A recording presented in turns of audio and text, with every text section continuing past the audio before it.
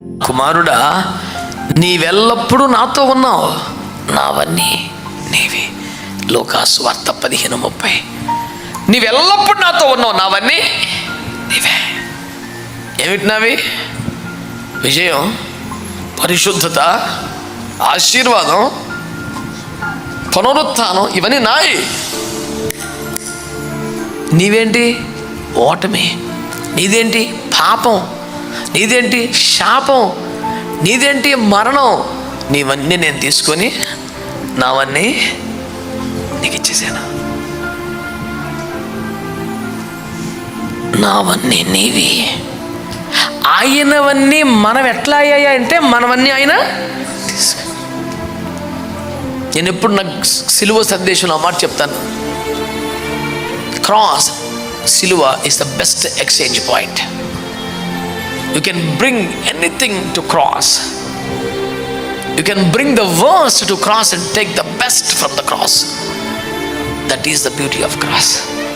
నువ్వు పాపం తీసుకొస్తే పరిశుద్ధత, రోగం తీసుకొస్తే స్వస్థత, శాపం తీసుకొస్తే ఆశీర్వాదం.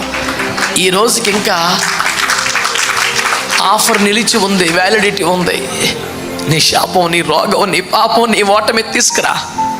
తాను తీసుకొని నీ ఓటమికి బదులు నీకు విజయాన్ని, నీ పాపానికి బదులు పరిశుద్ధత, నీ శాపానికి బదులు దీవెనని, నీ మరణానికి బదులు పునరుత్థాన్ని ఇవ్వడానికి సిద్ధంగా ఉన్నాడు.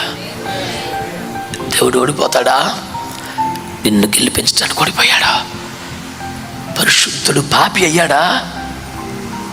నా పాపాన్ని భేదేసుకున్నట్టు కనపడ్డాడు. ఆశీర్వాదముల కర్త శాపగ్రస్తుడు అయ్యాడా?